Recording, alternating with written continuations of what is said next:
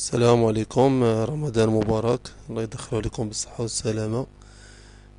Dans cette vidéo on va traiter l'exercice 2. Pour la première question, il s'agit d'une bascule JK synchrone. Voilà l'entrée J, l'entrée K, le signal d'horloge H qui va synchroniser la bascule. Q est la sortie, Q bar, le complément de la sortie. SD c'est la borne pour le forçage 1, RD pour le forçage à 0. Pour la deuxième question, pour avoir le mode de fonctionnement synchrone de la bascule, c'est-à-dire le fonctionnement normal, il faut que SD est égal à 0 et RD est égal à 0. Par contre, pour la question 3, lorsque SD est égal à 1 et RD est égal à 0, donc c'est un forçage à 1, c'est-à-dire que la sortie Q est égale à 1, d'où il n'y a pas d'influence pour le signal d'horloge. On va résumer les résultats dans la table de vérité. Comme nous avons déjà dit que la bascule est active sur le front descendant, voilà les fronts descendants. On va extraire l'état de Qn plus 1 en fonction de J et K. Pour J est égal à 1, K est égal à 1, donc c'est un basculement. Voilà, l'état précédent c'est 0, on va obtenir l'état 1.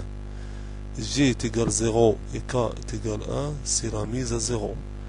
Pour 0, J est égal à 0 et K est égal à 0, donc c'est un état de maintien, on va garder l'état précédent est égal à 1, l'état présent est égal à 1. Pour le front montant, il n'y a pas de changement, on va conserver l'état précédent, donc 1 et 0.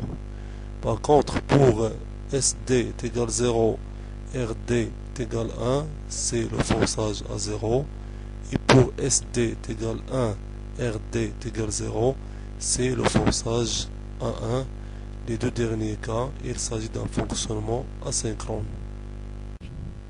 La question 5, on va compléter le chronogramme sans tenir compte des entrées de forçage. Donc, mais à t est égal à 0, on a Q est égal à 0. Voilà, on va présenter tout d'abord la sortie Q est égal à 0. Et après, on passe à identifier les fronts descendants. Donc, le premier front descendant, pour J est égal à 0, K est égal à 1, c'est la mise à 0. 0, 0, c'est l'état de maintien. Donc, on va garder l'état 0, comme précédemment. Donc, 0, 0, 0, 0, toujours maintien à 0. Le front montant pour lequel J est égal à 1 et K est égal à 1, c'est un basculement. Donc, on va basculer de l'état 0 vers l'état 1. 1, 0, c'est la mise à 1. Toujours 1, 0, mise à 1. 1, 0, mise à 1. Mais pour 0, 1, donc J est égal à 0 et K est égal à 1, donc c'est la mise à 0.